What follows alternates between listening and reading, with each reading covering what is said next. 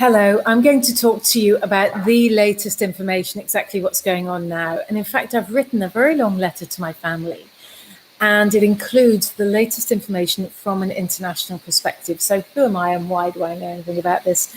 My name is Angela Wright. I'm co-founder of our international health company called Health Evolution. We are involved in creation since it started.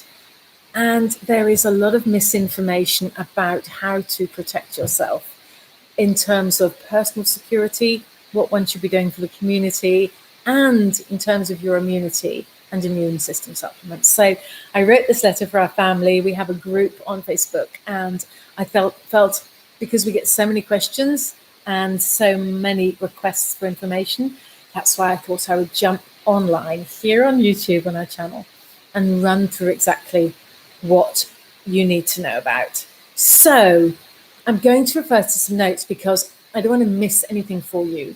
And there is such a lot to share. And I'm going to quote extensively from some medical doctors and other health specialists and professionals, the WHO and others.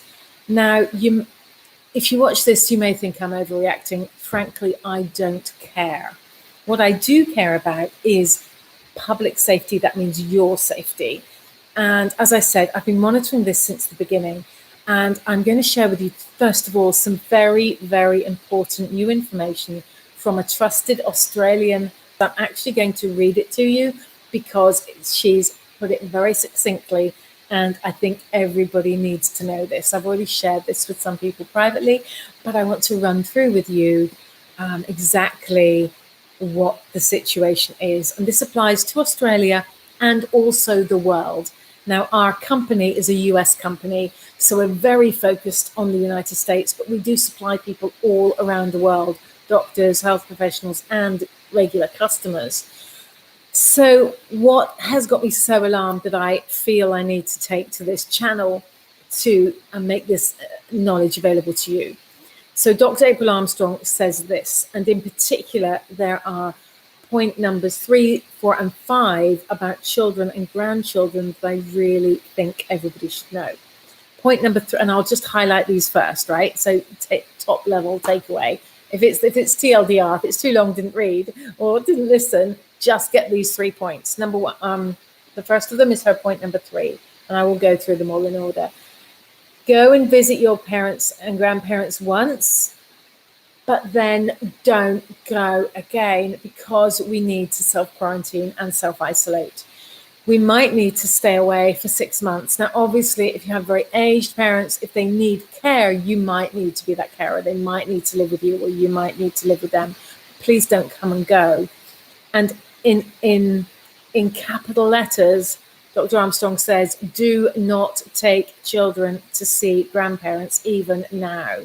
And the reason for that will become very clear in a minute. But essentially, even though children are typically asymptomatic, which means they don't exhibit any symptoms, they carry a massive viral load. So the tests that have been done on children who don't display any symptoms show they carry much more virus typically than your average person. And why is that? It's because a virus loves a healthy host.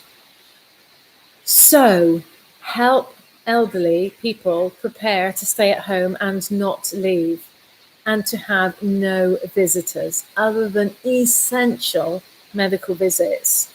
Elderly people should not have visitation, and do not visit nursing homes, not even now. So those are the 3 top level points, which seem quite dramatic and almost seem the opposite of what you might be wanting to do.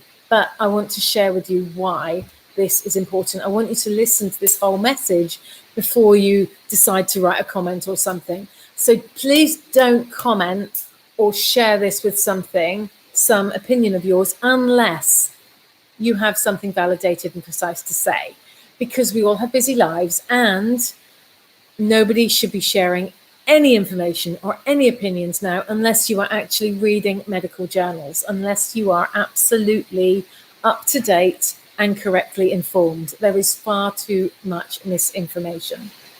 So it appears very important not to take children out and about, and definitely not to take children to see grandparents or anybody else elderly. We should all stay home. I'm at home now, as you can see. Our team are working from home. Don't travel anywhere unless it's absolutely essential. This is not being over dramatic, and I'll explain exactly why. Now, there should be no reason for anyone to go out of home apart from healthcare professionals and other essential workers. So, if you work on a farm and the animals need you, or the crops need you so that there is food for the nation in due course, of course you have to go to work. If you're doing something essential, of course you will have to go out. In which case, the rest of us who do not have to do that, we applaud and will support you by following strict protocol around minimizing infection by practicing good hygiene and self-immunity, and also supporting and maintaining our own immunity. And I want to come on to that shortly. Very well. Dr. Armstrong says this: "It is with great disappointment that I deliver this news. As a doctor and business owner, I manage a group of 27,500 Australian doctors. We almost unanimously have declared that we are not prepared for what is upon us. Not what's coming, it's here. I urge you to continue to read, or listen in this case, and start planning your family's safety as soon as possible." Now, I will just say here, this is me talking, not Dr. Armstrong, Australia has handled this issue, this pandemic, chief health officials say to do. So largely, we've been ahead of the curve. We declared about 4 weeks ago that this was going to be a pandemic. It is a pandemic, it just hasn't been named it as yet by the WHO. Australia is compensating workers who can't go to work.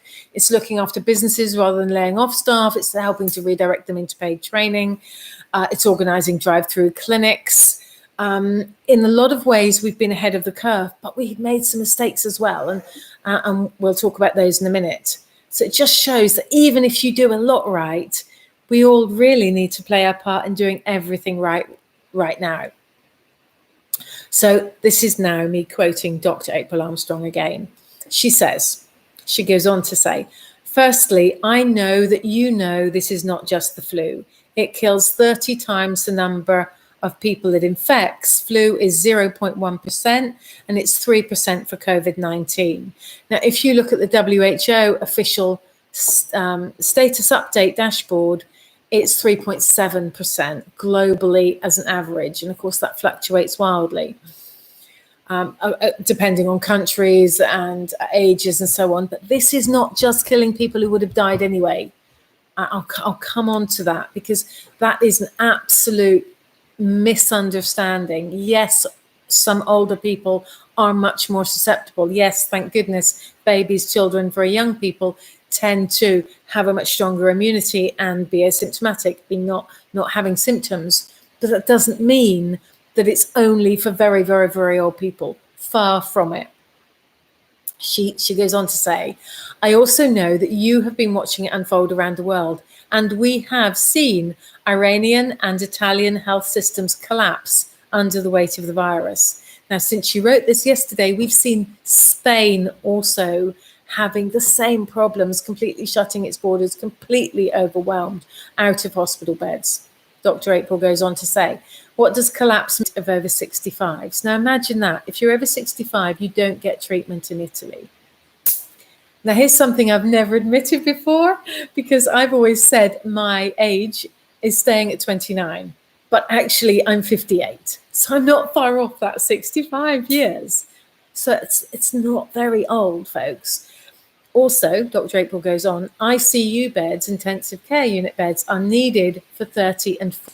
If somebody goes in and they've had cancer and fully recovered, like my best friend in the UK, Tiffany, or if they've had an organ transplant, or if they've got underlying health issues, they are not getting treated. Full stop, because their ICU units are full. That's what happens when your health system gets overwhelmed. That's why I'm talking to you today about what part you are going to be playing to minimize this. As countries, that's Iran and Italy, are communicating with us, that's doctors in Australia, and begging us to listen and act now.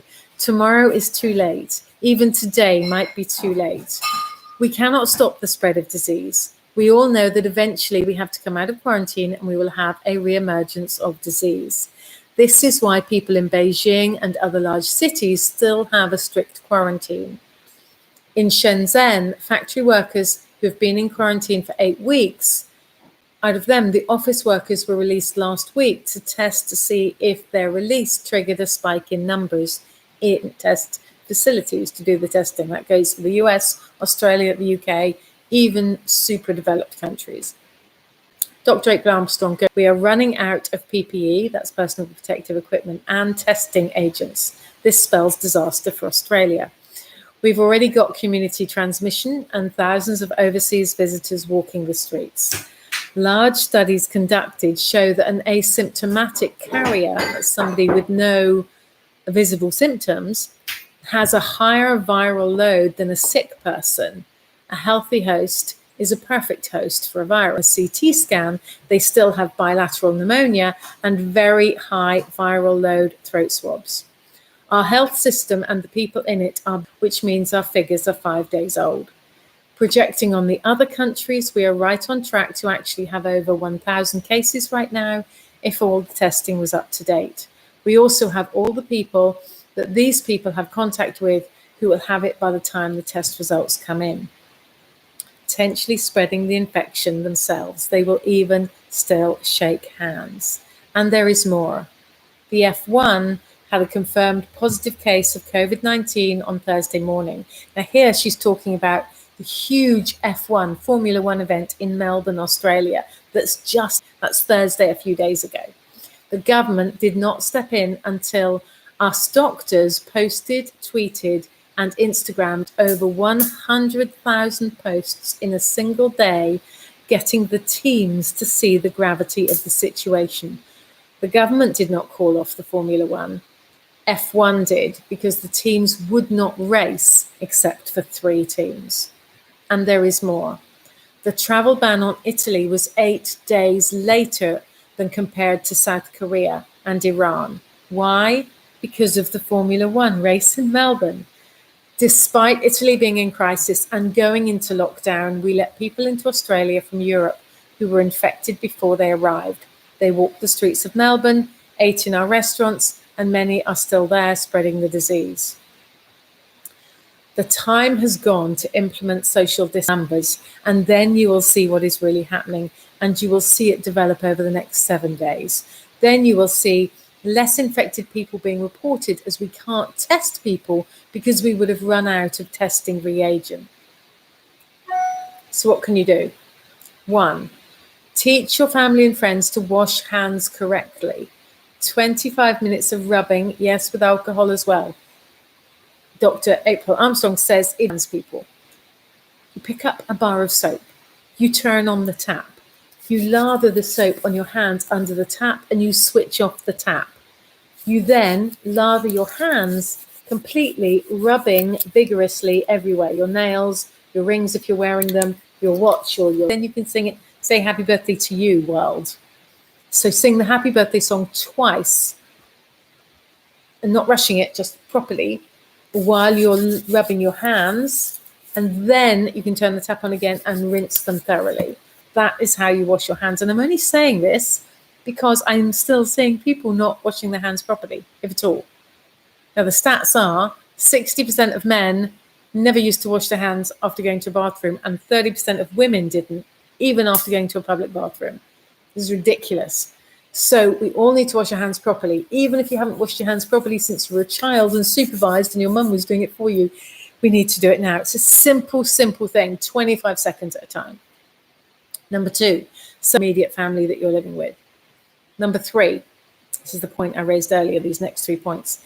Go and visit your parents and grandparents once. For many of us, it will be the last time we see them because we're going into quarantine, and we need to stay away potentially for 6 months or more. Do not take children to see grandparents or elderly people even now.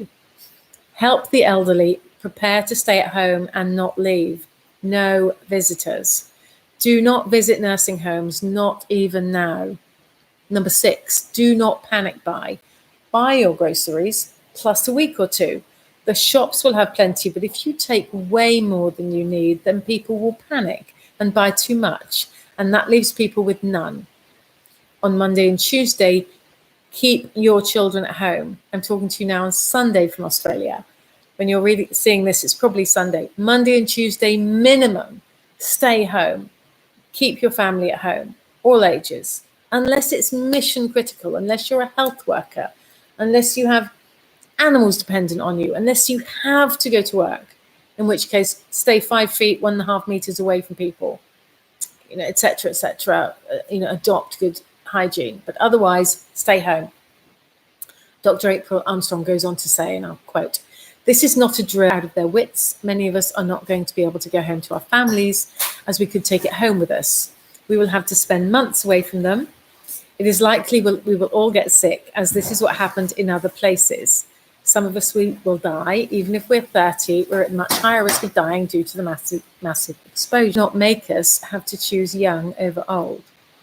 We are expecting in the next 7 days that the public will panic unless they are warned and start preparing now. We will have riots as we saw in Italy. Shelves will be wiped clean of food and people will fight for it. Please help us slow the disease by acting today." These recommendations are following the WHO, the World Health Organization, suggestions. So she referred to hospitals being overwhelmed in Italy. And Italian doctors describing the struggle of fighting the coronavirus outbreak when they cannot treat everybody. And she also shared that coronavirus Europe is now the epicenter, says the WHO chief. So I recorded another video just yesterday with some extra information that I think will be really useful for you. So I'll share the link to that. Now, we make supplements. That's what my company does. I'm not here to sell you supplements. Our supplements do not treat, cure, prevent, or diagnose any disease, including COVID-19.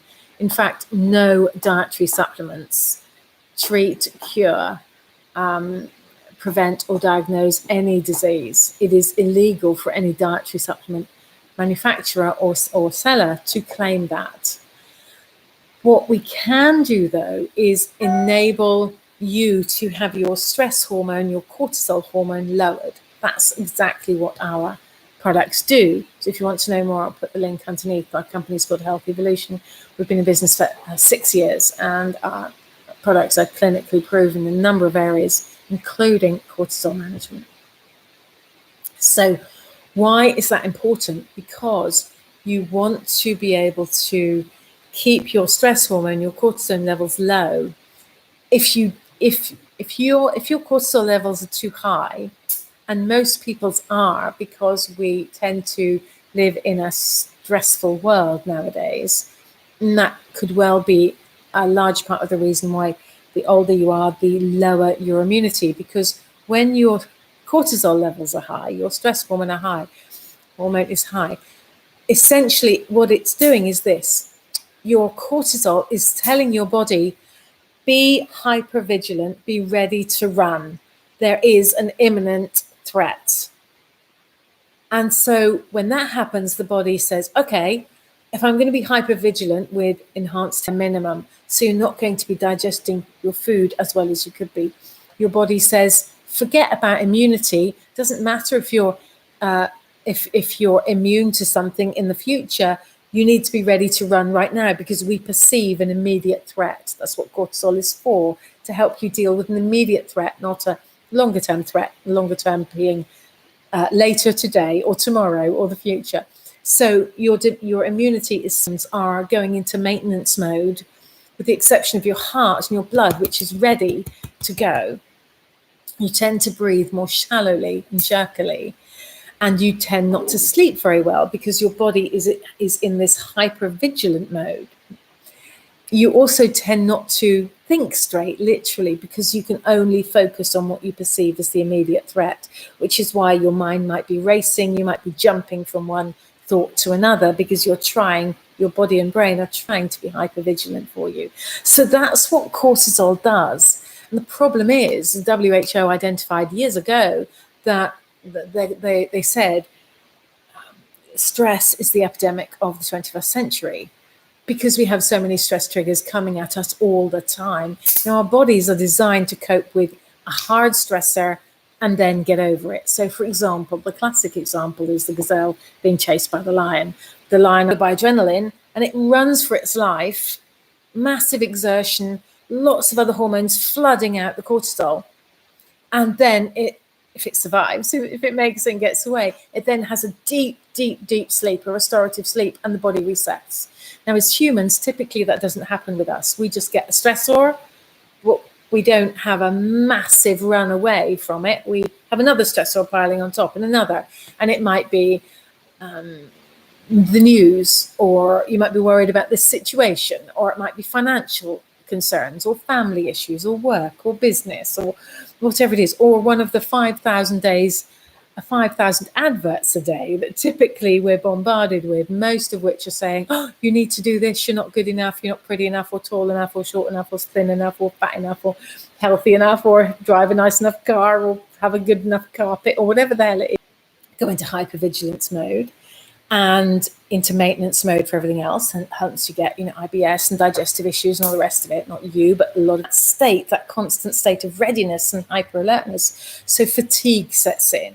So that's essentially the issue with constant high cortisol levels. Potentially, you're certainly going to be supporting and maintaining your immunity. So I'll include some other a media report yesterday, which their advertisers must have had a fit about. And I'll quote from it for you, because it was actually talking about how to manage your immunity. And one of the things that it actually said, which nutritionists and a lot of doctors have known for a long time, but you hardly ever see the mainstream media saying this so bluntly because of their advertising. But the Sydney Morning Herald yesterday, talking about how to manage immunity, and its headline was, boosting immunity can help your body battle coronavirus. And it actually talked about diet, and it said, while there is significant debate about what constitutes a healthy diet, there is broad agreement that avoiding added sugar and ultra-processed foods is beneficial for your health. And get this, they listed the ultra-processed foods. This is in the mainstream media yesterday, and thankfully my take on this is they are mass-produced packaged breads and buns, margarines and spreads, biscuits, pastries and cakes, breakfast cereal and energy bars, energy drinks, flavored milk drinks, fruit yogurts, soft drinks, fruit juices, drinks with added sugar, tomato and barbecue sauces with added sugar, pizza dishes, poultry and fish nuggets, sausages, burgers, hot dogs, and other reconstituted meat products, powdered and packaged instant soups, noodles, and desserts.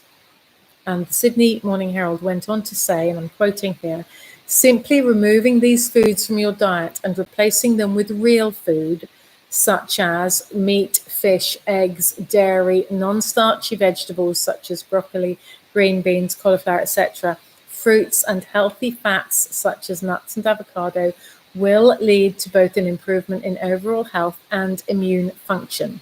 It will also improve the gut microbiome, which is increasingly thought to be a vital part of the body's defense mechanism. So I thought that was pretty well unheard of, really, to have in a mainstream media being very specific about processed foods being detrimental to your immune function. It also obviously talks about exercise. Exercise, we know, is really helpful for the immune function.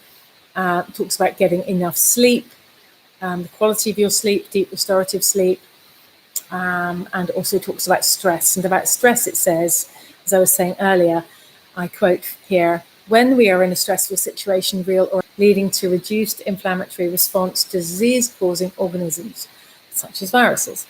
Depending on the cause of your stress, there are various techniques to reduce stress. These include exercise, mindfulness and meditation, yoga, or simply correcting work-life imbalances. Obviously, nutrition is key in there as well. Also says smoking is not a good idea if you're trying to maintain your immunity, and alcohol. Anything more than 1 or 2 standard drinks a day can impair immunity. Talks about making sure you've got enough vitamin D, as low levels of vitamin D are also thought to impair immunity, so get it in the sun or take supplements. So I just felt that was really important to share with you. I hope this is being helpful. I don't want to go on for too much longer, even though so I might do another live probably tomorrow. But to summarize, you can support your immunity by practicing good hygiene, eating fresh instead of processed foods, getting more sleep than you think you need, exercising, breathing deeply so you flood your body with oxygen, staying well hydrated, drinking plenty of water, and maintaining a positive outlook, maybe meditation, being in nature, minimizing stress in any other ways you can. You absolutely need to go out. Please stay home. Please practice self-isolation and quarantining. We're not children. We don't have to wait to be told by the government what to do. In Spain now, there's a government decree that people are only allowed to leave their homes for specifics like buying food and medicine. Spain has closed all restaurants, bars, hotels, schools, and universities nationally. It's a state of emergency. So there could well be a lot of positives to come out of this. There's a lot to be thankful for. In the olden days, we didn't know any of this information. We weren't connected. People would have just died in droves because they did not have this extra information. I'm so grateful. I think we're all beyond grateful to be so connected and informed, to live where we live, to have the wealth to be able to be connected in this way, to have our family and friends, to have this opportunity to understand the importance of self-care, healthcare, and compassion and community and respect for all life. So I think there could well be silver linings coming out of this. I'm an inherent optimist being in business, but when you look at the science, the vast, vast, vast majority of us will survive this. But if we don't take steps to stop this exponential curve, this dramatic increase in people getting it, because there is no immunity, it's a novel virus, nobody has immunity, so it spreads like wildfire. The most important thing is to only voice opinions based on accurate information. Anyone who can't be bothered to properly research should stay silent. I'm sorry if that sounds harsh, but it's true. This is not the time for fake news, for glib ignorance or cavalier behavior. The vast, vast, vast majority of us will be fine. We want to look out for everybody who may be compromised, who may be immune compromised, so that our medical professionals don't have to choose who to treat. We want to be able to treat everybody as we've always known that, that's that body, and be well. And I'll jump on again and share some more information, but I hope that's really helpful to you. Okay, take care. Angela Wright, Healthy Evolution, talking to you at home on the Sunshine Coast of Australia. Bye for now.